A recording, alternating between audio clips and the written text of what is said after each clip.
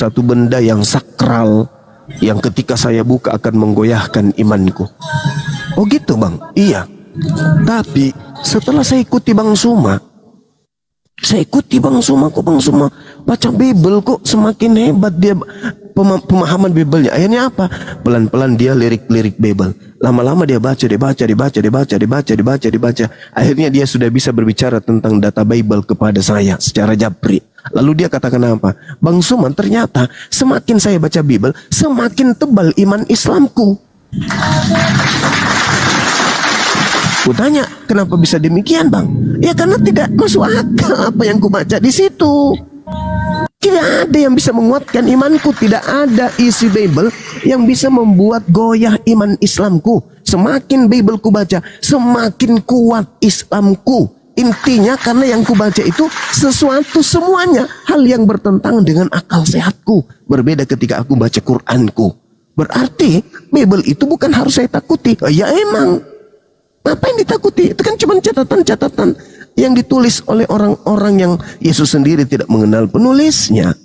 Baca aja berita-berita itu. Itu kan hasil penyelidikan orang. Selain kita baca karya ilmiah, kita membaca satu berita peristiwa, selayaknya itu. Tapi untuk sampai level firman Tuhan selain Al-Quran itu nggak bisa. Jadi sahabat saya itu ya makin makin semangat baca Bible. Dan setelah dia baca Bible, semakin tebal iman Islamnya. Karena di situ tidak membuatnya kemudian goyah karena tidak masuk akal. Bayangkan aja, misalnya Yesus ditelanjangin, Yesus ditampar, Yesus ditonjok, Yesus kemudian dikejar, Yesus sedih, Yesus ketakutan, Yesus menangis, Yesus ketiduran, Yesus ngantuk, Yesus was-was, Yesus ditombak, Yesus digantung. Mana bisa menjatuhkan akidah Islam kayak gitu? Enggak. Malah semakin mempermantap akidah Islamnya. Seperti itu saudara. Berbeda dengan, maaf nih, Kristen di gereja mereka hanya didoktrin, didogma. Begitu sampai ada teman kita yang putus asa kan. Paulus itu bukan rasul bagi saya, dia bukan siapa-siapa. Nah itu kan lucu kan. Ngaku Kristen tapi tidak percaya kepada Paulus. Sedangkan yang disebut Kristen itu adalah pengikut Paulus, bukan pengikut Yesus. Tidak disebut Kristen dia. Gitu saudara, silakan. Ini Bang Juma, kita masih ada yang tadi naik itu Bang Juma kan tidak tahu itu. Iya, saya nggak tahu bang, saya nggak kenal juga. Kok dimut-mutkan? Ada musik. Paham. Selamat malam. Ada musik itu Bang David. Musik apa nih? Oh, di Bang David itu musik. Ada musik. Kita lagi live di YouTube Bang David. Musiknya dipelanin. Oke, Ya, Akal. Iya, selamat malam teman-teman. Selamat malam. Malam saudara Akal. Bagus ini namanya. Iya. Ini saya mau bertanya. Ya bang. Kalau teman-teman Islam, kalau urutan nabinya yang awal sampai akhir kira-kira siapa aja? Bagaimana urutan nabinya? Sebenarnya kalau di Islam itu nabi yang kami imani itu ada, yang wajib kami imani itu ada 25 nabi. Di antaranya Nabi Adam, kemudian Nabi Ibrahim, Nabi Nuh, Nabi Lut, Nabi Yakub, Nabi Ayub, Nabi Musa, Nabi Daud, Salomo, Isa, kemudian Nabi Muhammad sebagai penutup nabi. Itu bang yang kami imani. Kalau seperti Nabi Saulus itu kami tidak imani. Nabi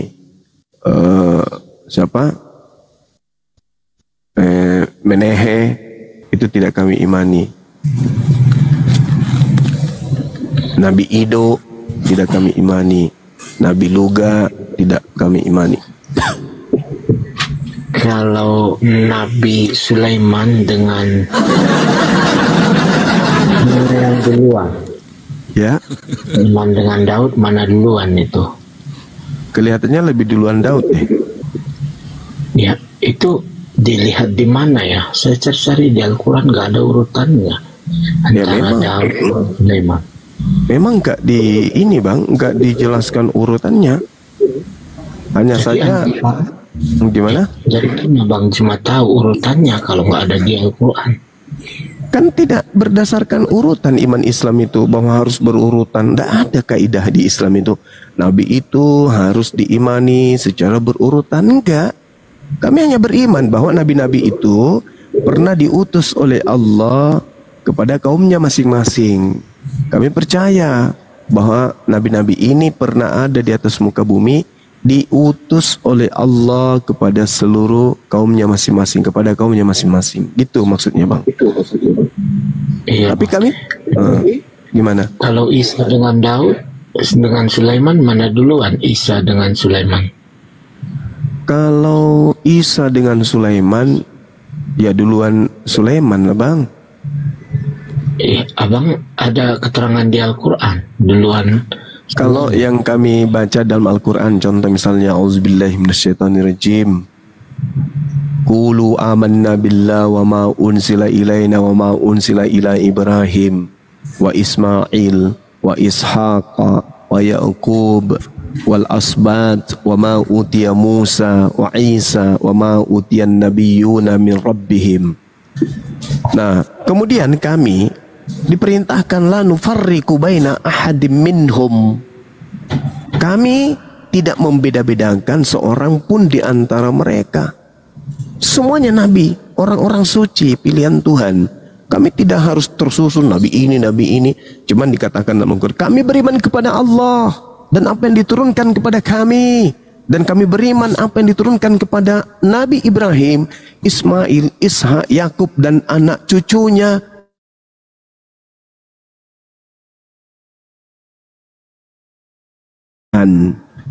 Itu aja bang, di iman kami itu kayak gitu. Tidak mesti harus, oh siapa dulu ya yang harus kita imani, Nabi siapa? Enggak ada yang kayak gitu. Oh kita harus beriman kepada Nabi Sulaiman dulu. Enggak boleh kita beriman kepada Nabi Isa sebelum beriman kepada Nabi Sulaiman. Enggak ada kaidahnya. Kayak gitu enggak ada bang. Yang pasti kami beriman kepada mereka nabi-nabi ini. Dan kata Allah, la nufarriqu baina ahadim minhum. Kami tidak membeda-bedakan. Mereka semua adalah nabi maksum, orang-orang yang dijaga oleh Allah. Berarti tidak diketahui juga ya Bang Juma, kalau Sulaiman itu anaknya Daud, itu bukan, nggak ada hubungannya ya. Maksudnya nggak ada hubungan darah antara Sulaiman dengan Daud. Di kami itu ada ulama sejarah, mereka yang tahu tentang riwayat atau secara histori kenabian. Kalau saya hanya pendebat biasa aja bang, bukan ahli sejarah. Tapi yang saya tahu ketika Anda bertanya tentang iman kami kepada para nabi, ya kami beriman kepada Allah. Dan kami beriman kepada yang diturunkan kepada kami. Dan kami beriman kepada apa yang diwahyukan kepada para nabi. Yang tadi itu Ismail, Ishak, Yakub dan anak keturunannya. Begitu saudara. Iya. Berarti artinya urutannya tidak diketahui kalau kita melihat Al-Qurannya bang, mana duluan, mana yang terakhir. Jadi untuk apa diketahui urutannya kalau urutan itu menyebabkan orang itu dikatakan anak dari ngintip cewek mandi bang. Salomo itu kan hasil dari ngintip cewek mandi kan. Daud itu kan dari Salah Pak, salah bukan. Bukan. Salah gimana sih?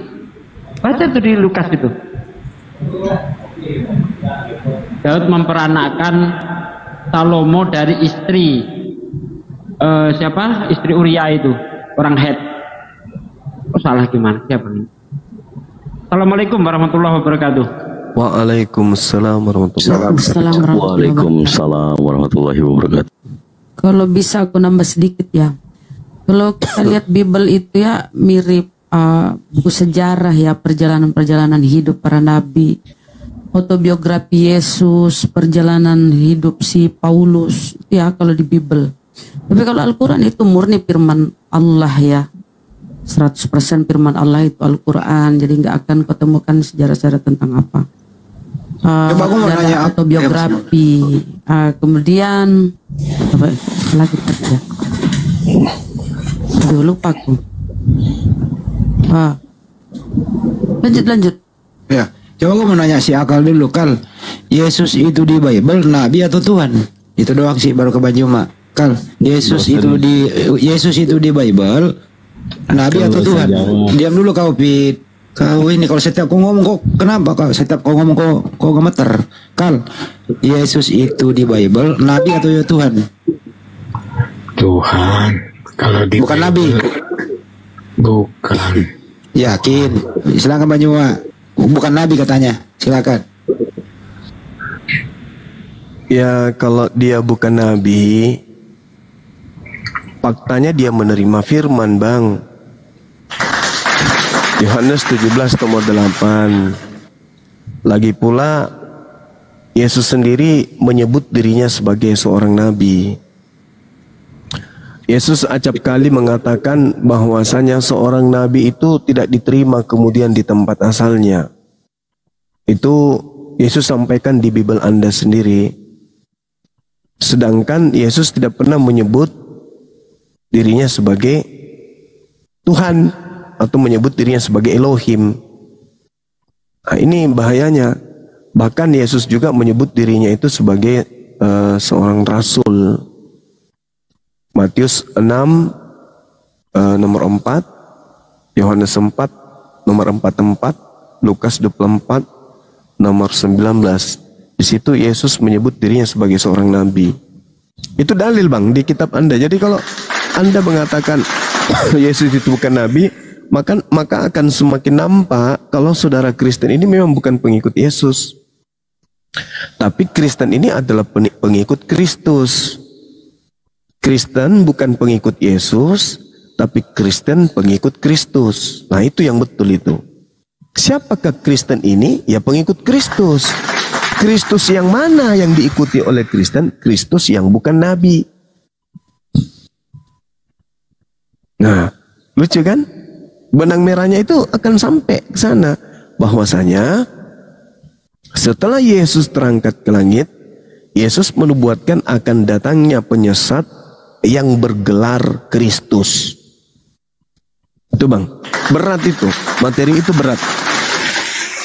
Materi yang sangat berat untuk orang Kristen.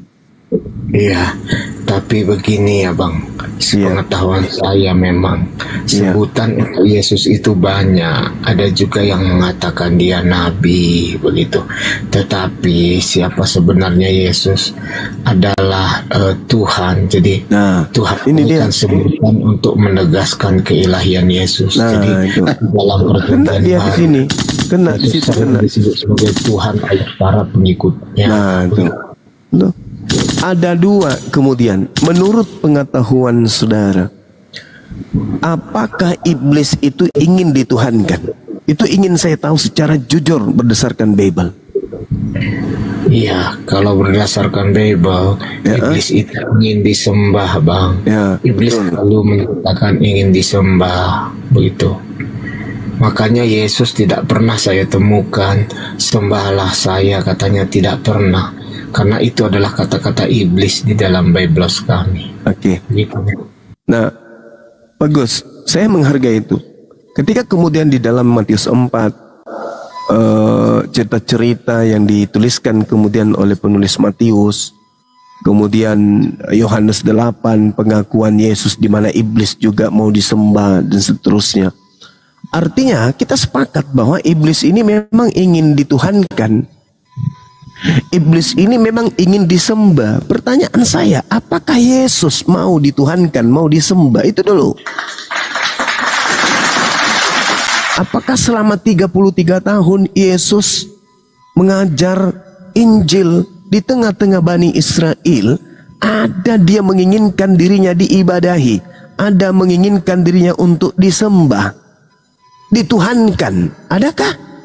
Selama saya belajar Bible, saya tidak pernah menemukan Yesus itu pernah kemudian menginginkan dirinya disembah. Tetapi iblislah yang ingin disembah. Pertanyaannya kemudian, kalau Yesus tidak pernah minta disembah, Yesus tidak pernah mau diibadahi, lalu siapa yang disembah oleh Kristen ini? Siapa yang telah memperdaya saudara Kristen saya menyembah kepada Kristus ini?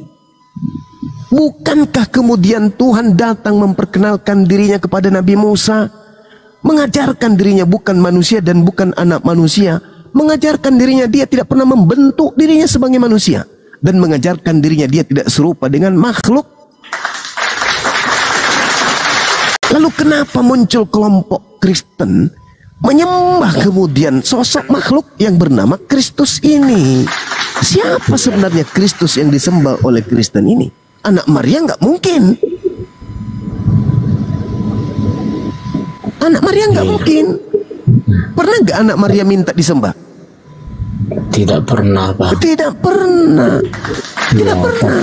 Tapi begini, Bang Juma, perlu Bang Juma ketahui ya. Iya. Apa itu? Beberapa kejadian di mana Yesus disembah oleh orang-orang begitu. Jadi yang pertama itu di dalam Matius 2 ayat 11 yang diceritakan bahwa setelah menemukan bayi Yesus, orang Majus itu lalu sujud menyembah dia. Mereka membawa persembahan emas, kemenyan dan mur untuk menghormati Yesus sebagai raja. Di Matius 28 ayat 16 sampai 17, setelah Yesus bangkit dari kematian, para murid-muridnya sujud menyembah dia.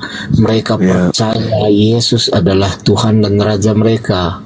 Begitu juga Bang Juma di dalam Matius 20 ayat 29 sampai 31, seorang buta memohon kepada Yesus untuk menyembuhkannya. Setelah Yesus menyembuhkannya, orang buta itu sujud menyembah dia.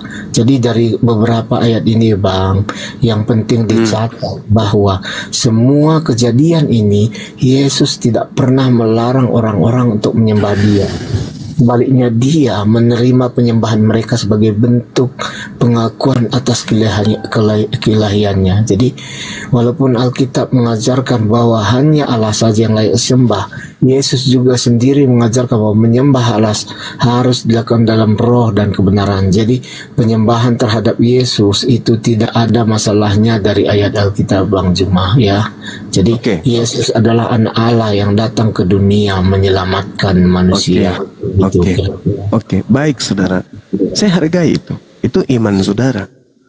Tetapi bolehkah kemudian kita jujur terhadap isi Bible itu sendiri? Ketika Anda menguraikan kemudian orang Majus datang menyembah, orang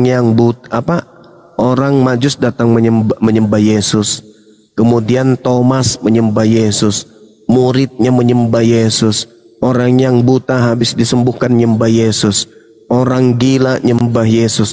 Boleh tidak saya katakan bahwa Yesus sendiri menyembah kepada Elohim? Orang Majusi menyembah Yesus. Sekarang siapa yang Anda ikutin? Yesusnya menyembah Elohim, Anda menyembah Yesus. Berarti Anda ini pengikut siapa? Di mana Yesus menyembah Elohim, Bang Juma? Tolong tunjukkan. Yohanes 8 nomor 24, nomor 22. Yohanes 4 nomor 22. Sebentar. Matius 26 nomor 39. Satu-satu Bang Juma. Yohanes 4. Silakan. Ya, Yohanes 4 tadi. Yohanes 4 nomor 22. Coba Anda baca.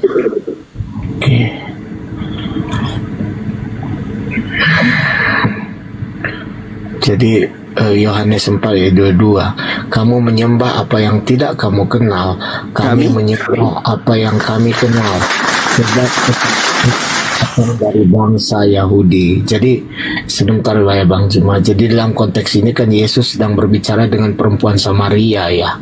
Jadi perempuan Samaria itu menyembah gunung Gerizim, tempat Yesusnya memiliki kuil mereka.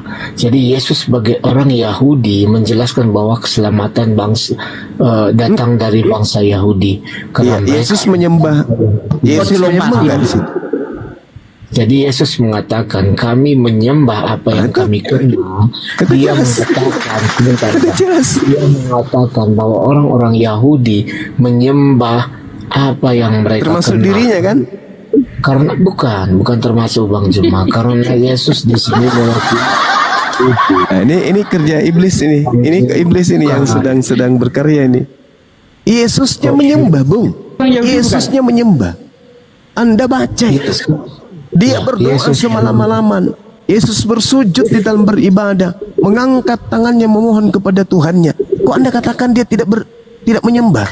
Anda ingin mengatakan Yesus ateis? bukan Bang Juma, tetapi Kejam kali Anda memfitnah Yesus. Yesus itu kan anak Allah, ya kan? Loh, jadi Anda ngerti nggak anak Allah itu? Anak Allah itu artinya hamba Allah. Wah, ini Bang Juma ini salah. Kalau hamba, Anda baca Kisah Para Rasul 4 nomor 30, Yesus disebut sebagai hamba yang suci. Gimana ini saudara? Sebagai hamba, karena Sekali Yesus lagi, melakukan kehendak Bapa. ya itu berarti dia menghambakan diri. Yang namanya hamba itu, Bang, menghambakan diri artinya menundukkan diri, tunduk kepada perintah majikan. Yesus tunduk gak kepada perintah majikannya? Tunduk, berarti dia hamba. Ya, bukan majikannya Bang Juma, tetapi bapaknya. Bang Juma ini salah. Ya, oke, maaf kalau gitu. Nah, sekarang begini. Anda mengatakan Anda menjadi pengikut Yesus karena menyembah Yesus tidak pernah marah. Disembah tidak pernah marah. Nah, Anda kemudian mengikuti siapa? Mengikuti orang Majus. Kenapa tidak mengikuti Yesus? Sedangkan di dalam pola Matius ini, polanya, di situ diceritakan dengan sangat jelas bahwa iblis mengatakan apa? Ketika iblis membawa Yesus ke atas gunung yang sangat tinggi, lalu iblis yang memperlihatkan kemudian kerajaan dunia, memperlihatkan kemegahan dunia. Lalu iblis berkata, "Wahai Yesus, semua itu akan kuberikan kepadamu jika engkau sujud menyembah aku." Berarti iblis ini mau disembah kan? Sedangkan Yesusnya sendiri mengatakan, "Waspadalah kepada penyesat yang datang kepadamu mengaku Kristus." Kristen pengikut Kristus. Kristen menyembah Kristus. Siapa yang mau disembah selain daripada Tuhan? Iblis kan? Bukankah Tuhan itu yang di langit, yang di surga? Dan Tuhan tidak pernah bergelar Kristus. Tetapi kalian menyembah Kristus. Sedangkan Yesus mengatakan, "Waspadalah kepada penyesat yang mengaku Kristus." Allahu Akbar, Masya Allah. Saya bukannya ingin menyudutkan, enggak. Saya hanya ingin menggelitik. Sangat disayangkan kalau hidup di zaman sekarang yang begitu modern, kita bisa mengakses semua informasi dengan mudah. Sudah begitu bertemu dengan teman-teman Islam kita nih, yang ikhlas belajar Bible, memahami Bible, lalu mengajarkan kepada kita Bible. Kita mau sesat itu susah ketika kita menggunakan akal. Kenapa? Informasi datang dari mana-mana. Iblis minta disembah. Matius 4 nomor 8 nomor 9. Sembahlah aku, maka aku akan memberikan kemudian kerajaan, kemegahan duniawi. Siapa yang menguasai dunia hari ini? Orang yang beragama apa dan apa yang dia sembah? Penyembah Kristus kan? Mereka mendapatkan dunia enggak? Kemegahan dunia enggak? Mendapatkan kemegahan dunia. Syukran Afida Medi. Itu jelas itu. Sehingga apa yang terjadi di dalam kehidupan kita sebagai manusia, ada dua kemudian entitas yang minta untuk disembah. Yang satu Allah, yang dua iblis. Nabi Musa alaihissalam mengajarkan kemudian pengikutnya menyembah kepada Allah. Nabi Isa demikian juga adanya. Nabi Muhammad demikian juga adanya. Ada enggak orang yang bisa menunjukkan seperti apa wujudnya Tuhan yang disembah oleh Nabi Abraham? Tak ada yang bisa menunjukkan. Ada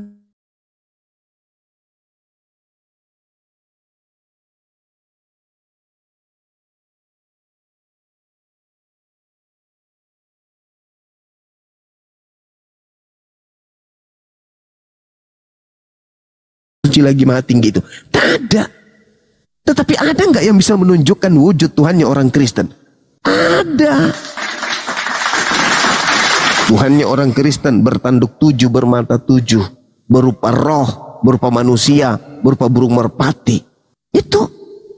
Jadi memang beda itu loh. Nah, iblis mengatakan, semua kemegahan dunia yang telah kuperlihatkan kepadamu akan kuberikan kepadamu jika engkau sujud menyembah aku.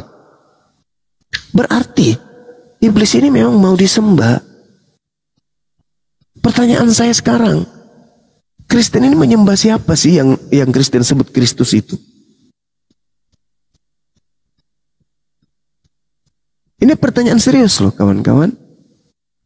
Kalau Al-Quran kami kan mengatakan, Inni Abdullah atani al-kitab wa ja'alani nabiyan. Nabi Isa alaihi salam datang mengajarkan dirinya menyembah kepada Allah. Aku ini adalah hamba Allah. Matius 26 nomor 39. Yesus kemudian sujud ibadah, berdoa, menyembah kepada Bapa yang ada di surga. Jelas itu. Tiba-tibanya Kristen muncul justru menyembah kepada Kristus. Siapa Kristus yang kalian sembah ini? Bukankah itu bukan Tuhannya Nabi Musa? Apakah Nabi Musa menyembah Kristus? Apakah Nabi Musa menyembah kemudian makhluk? Apakah Nabi Musa kemudian menyembah anak Maria? Tidak. Sekarang Kristen. Apakah Kristen menyembah makhluk? Menyembah. Apakah Kristen menyembah anak Maria? Menyembah. Apakah Kristen menyembah Kristus? Menyembah. Sama enggak sembahannya? Beda. Nah, ini saatnya kemudian saudara-saudara saya Kristen untuk menyadari itu. Bukan saya mau menghina, bukan mau menyudutkan, tidak. Tapi ego dalam beragama, tapi agama yang kita anut itu salah, itu akan membuat kita menyesal di surga, di kehidupan berikutnya nanti di neraka. Islam juga begitu, bukan cuma Kristen. Islam mengatakan imannya benar, Kristen juga mengatakan imannya benar. Tidak mungkin dua-duanya benar kan? Pasti satu yang benar, satu yang salah. Nah, apa tolak ukur sebuah kebenaran? Akal. Apapun itu. Ketika polisi melakukan penyelidikan, maka untuk menemukan inti kebenaran itu akal. Ketika TNI kemudian melakukan operasi, maka keberhasilan operasi itu adalah akal. Ketika seorang guru kemudian mengajar, keberhasilan murid-muridnya itu karena akal. Ketika siswa kemudian ingin berprestasi, maka prestasi itu diraih dengan akal. Semua kemaslahatan kehidupan manusia sampai kepada titik kesempurnaan ketika akal. Berarti iman pun kudu wajib akal. Kalau ada Tuhan yang tidak masuk akal, lalu buat apa akal ini dikasih oleh Tuhan? Mending jadi monyet. Kan begitu. Bahkan Yesus mengatakan, kasihi Tuhanmu dengan akal budi. Tidak pernah Yesus mengajarkan, kasihi Tuhanmu dengan iman. Nggak ada. Karena dengan mengasihi Tuhan dengan akal, maka akan dengan sendirinya secara naturalisasi, manusia itu sudah beriman. Dengan iman yang betul. Kenapa? Karena hasil dari manifestasi filter akal. Nah, itulah indahnya di Islam. Jadi, muara dari kehidupan kita itu, ujung-ujungnya adalah akal. Cocoklah Anda menggunakan nama akun akal, cocok. Tapi apalah arti sebuah nama ketika keyakinan tidak berlandaskan dengan akal. Tidak masuk akal Tuhan itu menjadi bayi. Tidak masuk akal Tuhan itu menjadi keju. Tidak masuk akal Tuhan itu seketika menjadi anak manusia. Tuhan menjadi hamba Tuhan. Tuhan menjadi rendah. Tuhan menjadi tidak suci. Tuhan menjadi lemah. Tuhan menjadi bukan Tuhan. Tuhan dibunuh oleh makhluknya sendiri. Itu tidak masuk akal. Itu sudah tertolak. Itu sudah zalim namanya. Tapi lagi-lagi saya tidak sedang menghakimi. Saya hanya memberikan edukasi. Kebetulan saya dipercayakan untuk memberikan edukasi dari pihak Islam. Anda juga punya hak untuk memberikan edukasi dari pihak Kristen. Silakan Anda sampaikan, kita kemudian saling menanggapi satu sama lain. Silakan, boleh Anda gunakan waktu sepanjang-panjangnya, silakan. Ya, dari narasi Anda tadi mengatakan Tuhan itu terbatas jadinya ya Bang. Kenapa? Anda percaya nggak kalau Tuhan itu bisa berubah wujud menjadi manusia dan sambil mengawasi dunia ini dari sorga? Jadi kalau saya sih percaya bahwa Tuhan ketika dia berwujud manusia pun masih ada kuasanya untuk melihat segala sesuatunya dari sorga. Begitu Bang. Abang percaya nggak? Oke. Kalau itu yang Anda jadikan sebagai acuan, anggaplah saya jadi seorang yang tidak menggunakan akal. Maka saya bisa mengatakan bahwa saya sedang berdiskusi dengan Tuhan yang sedang menjelma menjadi manusia yang bernama akal. Bisa. Kenapa tidak?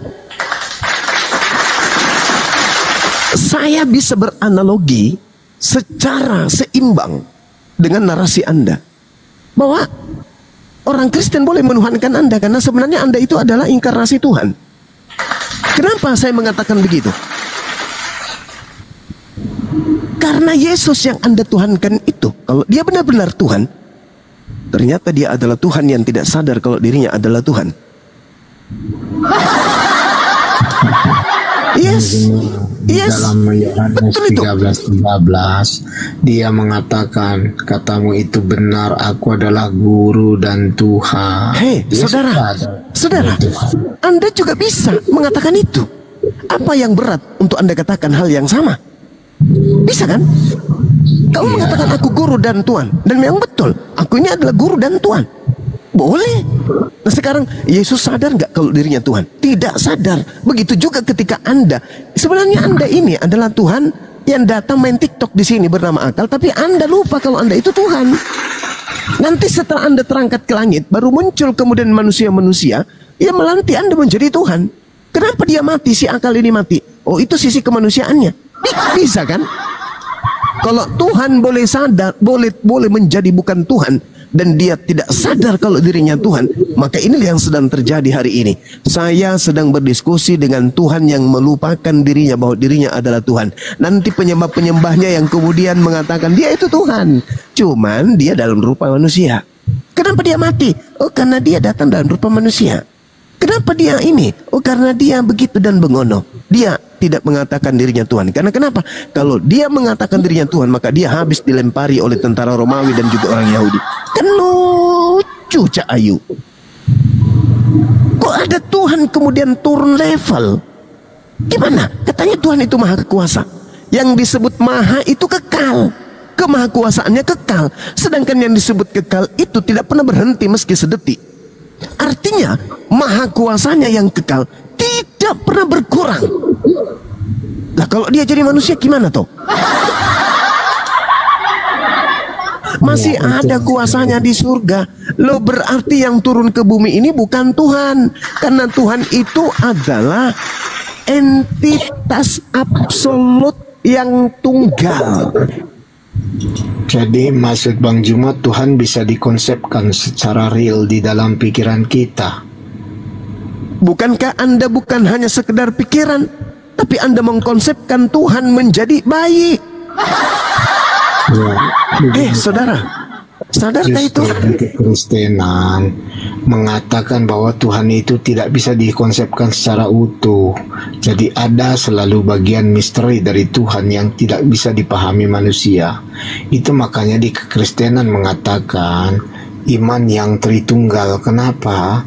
Di dalam itu ada 3 pribadi yang dapat dibedakan, tidak dapat dipisahkan. Artinya apa? Iman kekristenan itu mengatakan Tuhan itu maha kuasa ketika kami mengakui bahwa kami tidak dapat mengkonsepkan Tuhan itu secara utuh. Oke. Itu kalau Anda kan mengatakan Tuhan itu satu, tidak bisa dibagi dan tidak serupa dengan apapun.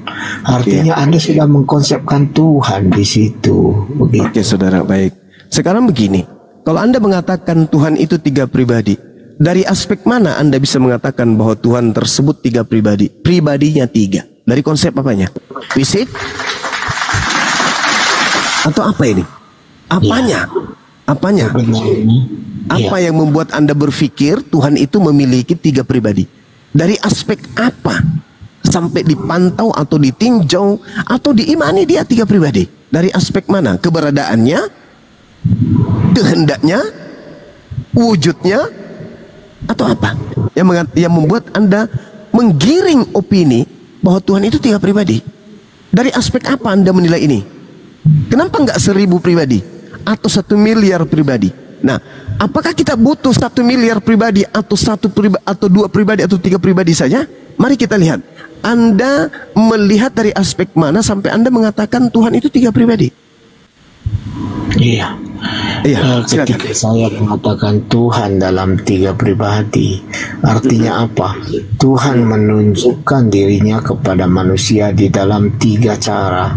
Yang pertama,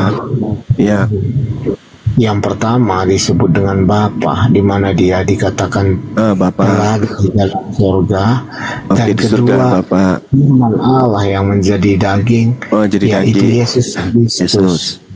Dan setelah kepergian Yesus, Yesus juga mengatakan bahwa setelah kepergian dia, maka akan datang roh penolong. Roh penolong. Oh itu, oke, baik. Nah sekarang, ketika Tuhan ini disejajarkan menjadi 3, masing-masing pribadi berdiri kemudian pada pribadi masing-masing, apakah mereka satu kehendak? Ya, mereka satu kehendak. Lah itu namanya satu pribadi, Cak Ayu. Bukan, Pak. Loh, bagaimana Anda mengatakan dia 3 pribadi satu kehendak? Yesus mengatakan apa ketika dia datang ke atas muka bumi? Ketika dia berdoa, aku datang bukan atas kehendakku. Ada berapa kehendak antara Yesus dengan Bapa? Ada berapa kehendak? Yesus menegaskan ada berapa kehendak, kesaksian tentang Bapa tentang dia, Bang Juma. Itu yang enggak. Ini kan tadi berbicara mengenai pribadi, saudara. Anda mengatakan bahwa Tuhan Anda 3 pribadi. Saya akan buktikan bahwa 3 pribadi ini juga adalah 3 kehendak yang berbeda, bukan satu kehendak yang berbeda. Saya ingin melihat secara akal bagaimana Anda menerawang iman Anda, apakah itu sampai kepada akal atau tidak. Ketika tangan Anda buntung, kena tebas, kemudian tangan Anda menjadi memiliki kehidupan sendiri, memiliki pribadi sendiri, memiliki tubuh sendiri, dan memiliki kemudian kehendak sendiri. Apakah Anda masih bisa dikatakan bahwa tangan itu adalah punya Anda, sementara dia sudah memiliki kehidupan sendiri? Dia punya pribadi sendiri. Kita tidak bisa menganalogikan itu. Bagus sekali. Berarti analogi apa yang sedang Anda bangun? Tuhan satu tapi 3 pribadi. Ternyata dalam hal ini tangan yang tadinya satu dipotong lalu memiliki pribadi baru, memiliki kehidupan sendiri, memiliki kehendak sendiri. Anda ampun, tidak bisa diserupakan dengan analogi tersebut. Lalu mana hebatnya tadi 3 pribadi itu mana? Kan jadinya mati akal kita jadinya. Ayo, bagaimana mungkin ada 3 pribadi, satu hakikat? Ketika kemudian Yesus mau makan, Bapa yang di surga tidak mau makan. Yang satunya mau jalan-jalan, yang satunya mau tidur, yang satunya sedang bahagia, yang satunya lagi sedih. Kayak mana ceritanya itu dikatakan satu hakikat? Itu bukan satu hakikat, saudara, tapi 3 entitas yang berbeda, dengan konsep kepribadian yang berbeda dan kehendak yang berbeda. Satu adalah Tuhan, 2-nya adalah makhluk.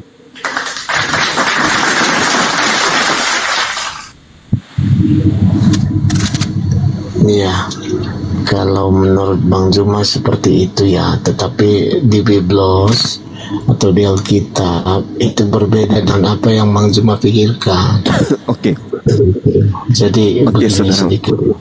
Ketika Yesus telah bangkit dan naik ke surga, dia menjanjikan Roh Kudus. Jadi Roh Kudus ini juga bagian dari diri Allah sendiri. begitu. Jadi makanya Yesus pergi baru datang Roh Kudus, di situ kita harus berpikir agak kritis. Kenapa sih mesti Yesus pergi dulu baru Roh Kudus itu datang? Kan seperti itu. Artinya perbedaan yang ada di dunia ini itu hanya ada satu, begitu. Jadi ketika Yesus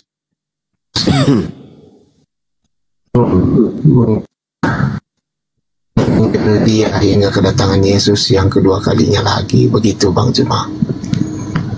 Jadi sebenarnya gini saudara,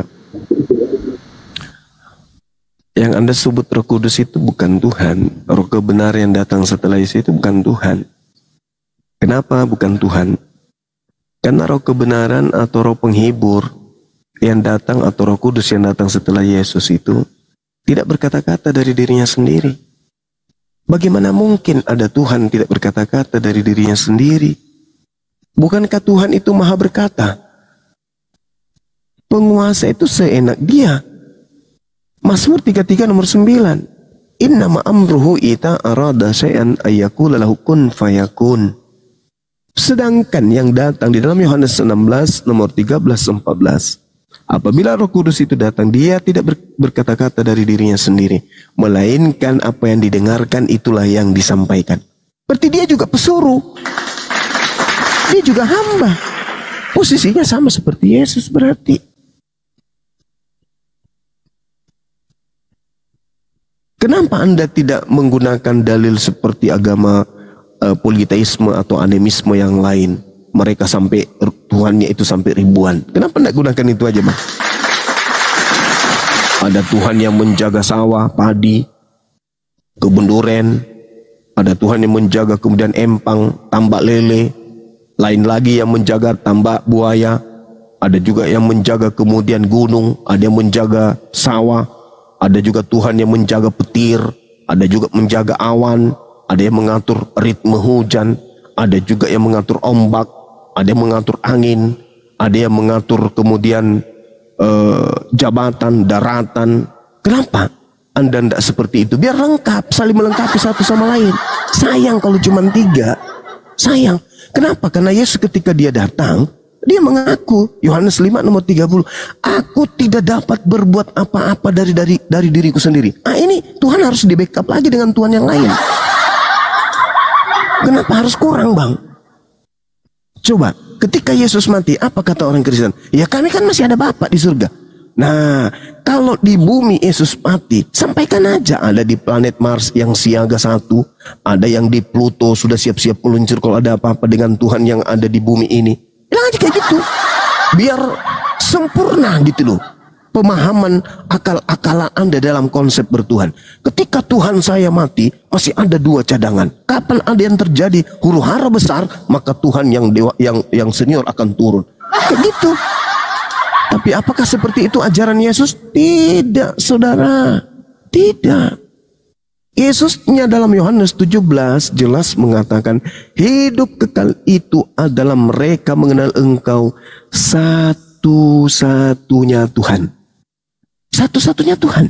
Dan pada saat Yesus mengatakan engkau satu-satunya Tuhan, pada saat itu aku adalah utusan. Jangan diganggu gugat satu-satunya Tuhan itu dengan mencampur adukan. Masuk Yesus juga di situ sebagai Tuhan, sebagai pribadi yang satu hakikat dengan yang satu-satunya. Tidak. Siapa yang ngajarin itu? Cuman sekarang ini adalah yang perlu dipahami. Ada satu kekuatan di atas muka bumi ini yang ingin dituhankan, yaitu iblis.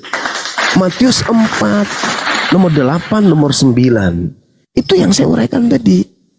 Lukas 4 nomor 6. Bagaimana iblis kemudian mengatakan, aku memiliki kuasa di dunia ini dan aku berkuasa memberikan kepada siapapun yang aku kehendaki. Matius 4 nomor 8 nomor 9. Siapa yang menyembahku, maka aku akan memberikan apapun yang mereka butuhkan. Kemegahan dunia ini akan kuberikan kepadanya. Kan ada yang sanggup memberikan kemegahan dunia ini, yaitu iblis. Nah, bisa ndak iblis itu mengaku Kristus? Itu pertanyaan saya.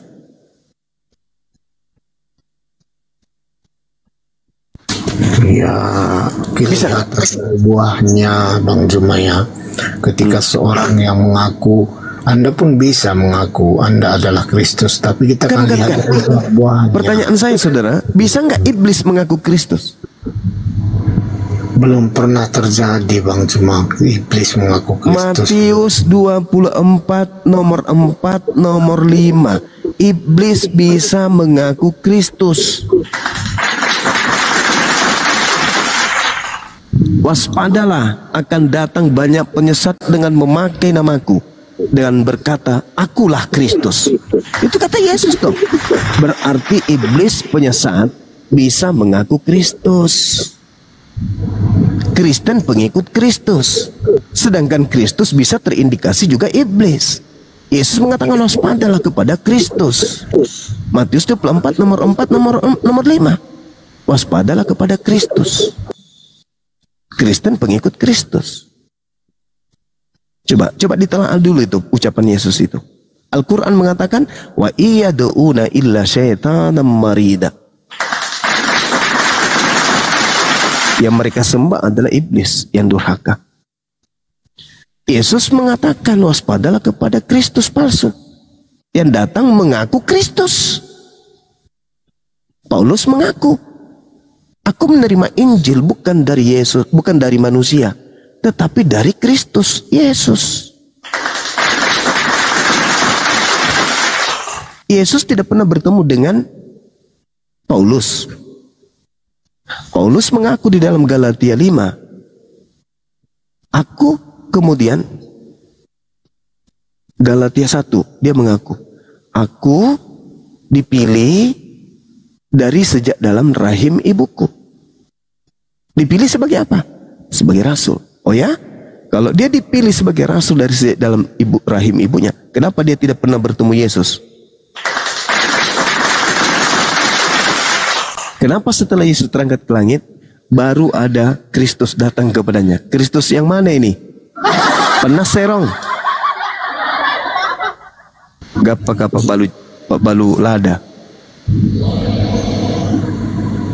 Iya, memang sebelum bertobat Paulus itu kan yang dinamakan Saulus, selalu menyakiti hati para murid-murid Yesus karena dia yang menganiaya murid-muridnya Bang Juma.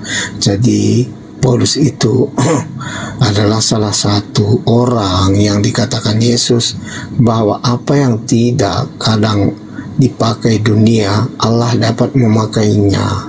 Makanya Paulus itu sebuah karya Tuhan yang begitu nyata, yang menjadikan bahwa siapa saja bisa dipakai Tuhan untuk memberitakan firman-Nya. Begitu Bang, bukan ke arah negatif Allah lihat. Jadi Paulus bertemu dengan Yesus itu ketika perjalanan ke Damsyik. Baik, itu jelas ya. Baik, saya ingin Anda jujur kepada kita semua di sini. Di dalam Matius 12 ada orang yang bertaubat, yang kerasukan kemudian 8 iblis di dalam tubuhnya, yang justru semakin jahat setelah dia bertobat. Itu tertulis di dalam Matius 12:43. Data sebelumnya Matius 12:38 dikatakan angkatan jahat, yaitu orang Farisi, meminta sebuah tanda dan tidak diberikan sebuah tanda kecuali tanda Yunus, 3 hari 3 malam.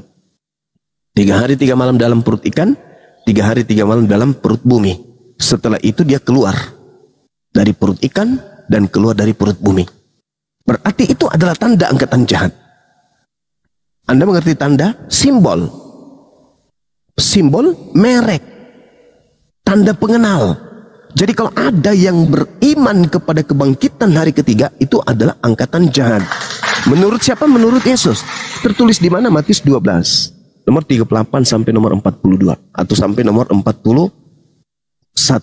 Nah, sekarang permasalahannya adalah, Anda mengatakan Paulus itu tadinya adalah pelaku dosa, lalu bertobat. Setelah itu bla bla bla bla. Padahal nubuatan untuk orang Farisi angkatan jahat ini adalah justru dia semakin jahat setelah dia bertobat. Apabila roh iblis keluar dari manusia yang sudah bertobat itu, Lalu kemudian ia mengembara ke tempat-tempat tandus mencari pemberhentian. Tetapi ia tidak mendapatkannya. Lalu ia berkata, aku akan kembali ke rumah yang kutinggalkan itu, ke orang yang bertaubat itu. Maka pergilah ia dan mendapati orang yang bertobat itu bersih, tersapu dan rapi teratur. Lalu iblisnya keluar kembali dan mengajak 7 roh iblis yang lebih jahat daripadanya. Dan mereka 8 roh jahat ini masuk dan berdiam di situ. Maka akhirnya keadaan orang yang tadinya bertobat jauh lebih jahat daripada keadaannya semula. Demikianlah juga akan terjadi atas angkatan jahat ini. Pertanyaan saya, siapa orang Farisi yang bertobat lalu tiba-tiba menjadi rasul? Menjadi orang benar, menjadi orang yang berpura-pura baik, dan mengajarkan kemudian kebangkitan pada hari ketiga. Siapa dia? Dan cuma angkatan jahat yang Anda katakan, Anda salah mengerti tentang bahwa Anda mengatakan yang percaya kematian dan kebangkitan Yesus adalah angkatan jahat. Anda salah. Jadi angkatan jahat, ya, sebentar Bang. Angkatan jahat yang dimaksudkan di situ adalah kenapa? Karena orang-orang itu menolak Yesus dan menyalibkannya. Begitu, bukan karena orang yang percaya bahwa Yesus telah disalib, mati dan bangkit kembali. Begitu. Salah. Angkatan jahat di situ tidak ada yang kayak gitu, Bang. Angkatan jahat yang dimaksud ahli Taurat dan orang Farisi. Guru, kami ingin melihat satu tanda daripadamu. Tetapi jawab Yesus kepada mereka, angkatan yang jahat ini dan angkatan tidak setia ini menuntut satu tanda. Tetapi kepada mereka tidak akan diberikan tanda selain tanda Yunus. Sebab Yunus 3 hari 3 malam dalam perut ikan, demikian juga anak manusia 3 hari 3 malam dalam perut bumi. Berarti hari ketiga bangkit. Itu tanda untuk siapa? Ya, itu tanda untuk semua manusia bahwa Yesus adalah juru selamat dan Tuhan. Saudara, mohon maaf, saya diskusinya kalau sudah mulai ngantuk, Anda kelihatan sudah mulai ngantuk, udah mulai mabut, Anda lebih baik istirahat. Karena saya membaca dalil sia-sia kan. Angkatan jahat ini dan angkatan tidak setia ini minta satu tanda. Sudah disebut padahal. Angkatan jahat, angkatan tidak setia. Angkatan jahat bertobat. Angkatan jahat kerasukan 8 iblis dalam tubuhnya. Angkatan jahat jauh lebih jahat setelah dia bertobat. Itu dalil, Bung. Pertanyaannya, siapa yang percaya hari kebangkitan pada hari ketiga? Kristen. Itu tanda untuk siapa? Angkatan jahat, bukan? Oke, saudara, silakan Anda istirahat dulu. Anda tidur, kelihatannya Anda lelah, tapi saya harap semoga Allah memberikan hidayah kepada saudara. Sahabat-sahabat yang ada di sini. Ada yang mau syahadat katanya Guru Nda? Iya, kami udah dijanjian dari tadi sore, Abang. Jadi saya harus bergeser sejenak. Setelah itu insya Allah kembali kita ke sini ya. Siap. Atau gini aja, kita geser aja ke sana. Geser aja ke sana. Ya, penonton semua ke api sumut ya, penonton. Semua ke api sumut. Ada teman-teman, kita geser ke api sumut dulu ya. Ada yang mau syahadat. Tunggu ya, mana di api sumut nih? Saya nggak berteman ya. Oh, api sumut, api sumut, api sumut. Oh, harus diketik nih. Kok nggak berteman sama api sumut? Gimana? Nakal juga kan? Enggak, di akun baru. Akun baru saya banyak, Pak. Oh, akun baru. Nah, apa kebanyakan kok? Aku udah nyampe di sana. Oke, sip. Ya, Ustadz Alif. Saya belum berteman ternyata, Bang Andi. Geser yuk. Bang Juma nanti habis ini Bang Dino nanti saya antar permintaannya ya. Apa Bang Andi? Baru tidur kita. Oke. Ayo ke api sumut. Ya, semua ke api sumut teman-teman. Ditunggu di sana ya. Di sini tutup aja biar di sana ngeremein, menyaksikan yang bersahadat di sana ya. Kita harus jadi sebagai saksi teman-teman. Oke? Baik, saya. Siap, kita rungkat aja di sini Guru Nda. Izin. Baik. Wabillahi taufiq wal hidayah. Wassalamualaikum warahmatullahi wabarakatuh.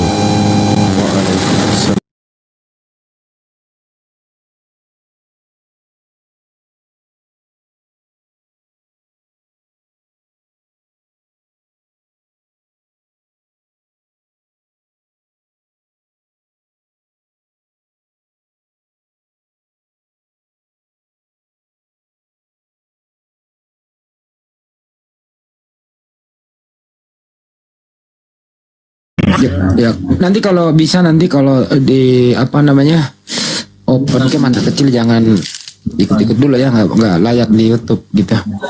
Oke. Karena anak kecil juga mau ikut Assalamualaikum warahmatullahi wabarakatuh. Waalaikumsalam warahmatullahi wabarakatuh, Bang Juma. Assalamualaikum akhi. Waalaikumsalam warahmatullahi wabarakatuh. Masya Allah. Masya Allah. Masya Allah, tabarakallah. Makasih teman-teman semua yang di bawah. Ya Aki, alhamdulillah ini ada saudari kita yang insya Allah ingin bersyahadat. Mungkin anaknya juga mau ikut ya, Nadia ya? Iya, anaknya juga mau ikut syahadat. Masya Allah. Jadi insya Allah malam ini kita bertambah saudara nih Aki. Alhamdulillah udah bisa open cam dan sebagainya. Nggak panjang waktu lagi kita kayaknya, Aki. Iya. Masya Allah tinggi ya. Masya Allah, tabarakallah.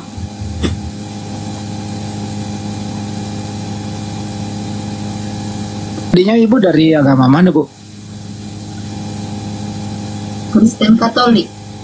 Katolik. Suami juga? Suami yang pertama Kristen Protestan, yang kedua Islam. Oh, Masya Allah. Jadi Pak Ketua Sumut administrasi udah ya, Pak Ketua ya? Administrasi udah. Mantap. Tinggal langsung aja. Guru kita udah ada juga. Tinggal Ustaz Alif, tunggu dulu Ustaz Alif. Di bawah. Lihat Ustaz Alif di bawah ada nggak? Atau Ustaz Sugi, dua-duanya itu? Iya. Coba cek moderator. Ya maaf. Saya like. Iya, sebentar. Sebentar. Masya Allah, tabarakallah. Masya Allah, tabarakallah. Nggak ada Ustadz Alif, belum ada. Ustadz Sugi belum ada juga. Ustadz Sugi belum ada juga.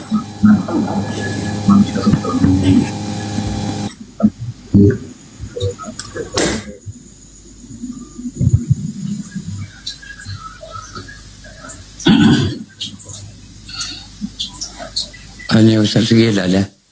Mau protes dibilang nggak ada ya langsung dinaikin saya. Assalamualaikum. Ada. Assalamualaikum. Waalaikumsalam.